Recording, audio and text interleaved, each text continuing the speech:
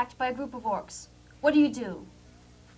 Well, I take my attack dice here, and I roll yes, it's a 16 with my dagger, toss the 4-sided dice. Yes, 4 points of damage. And then, well, no, you take the dice here, and you roll that. 20, really, double damage. And I take my broadsword, 10, and, oh, I got a 0. Doesn't get, oh, man.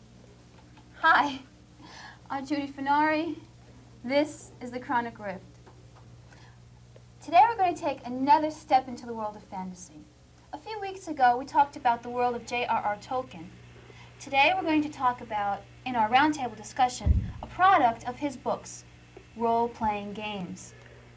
But first, This week's Comic in Review is brought to you by the same people who gave us the city of Baltimore populated by people who look like Ernest Borgnine. Drew and Josh Allen Friedman's Warts and All, the latest collection of their work. The Friedmans, whose last book was appropriately titled Any Similarity to Persons Living or Dead is Purely Coincidental, have once again put out a series of their strip stories. With Judy and I, to discuss the many aspects of role-playing are, on my right, Greg Kostikian, a professional game designer who has designed all manner of games, including Star Wars and Paranoia, and who has won 5 Origins Awards for them. And over on the other side, stepping in front of the camera for the first time, our creator, Lord and Master and producer, John Drew, who has been role-playing for quite some time. And speaking remotely from his home in the Midwest is the pioneer of modern role-playing himself, Gary Gygax. You there, Gary? I'm here. Oh, good.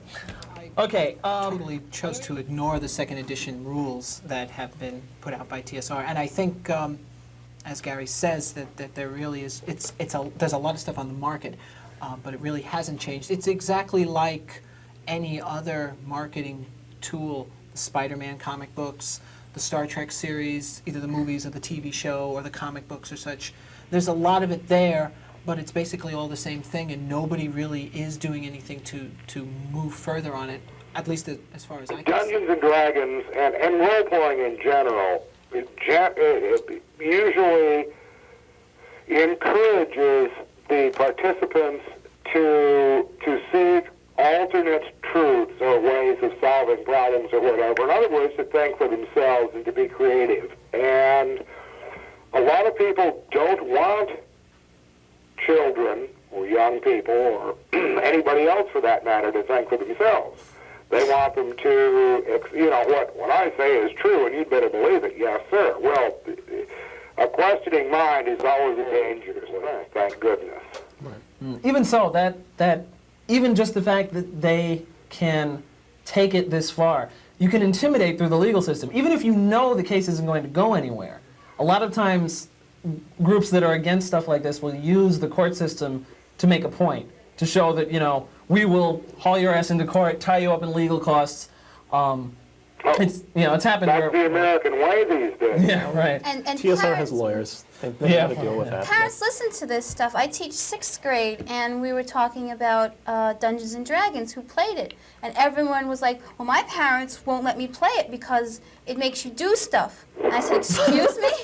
I've been playing this game since I was 15, and I haven't killed anybody yet. Maybe I'll kill you guys, but I haven't killed anybody yet. The other point to make is that role-playing is inherently a social activity.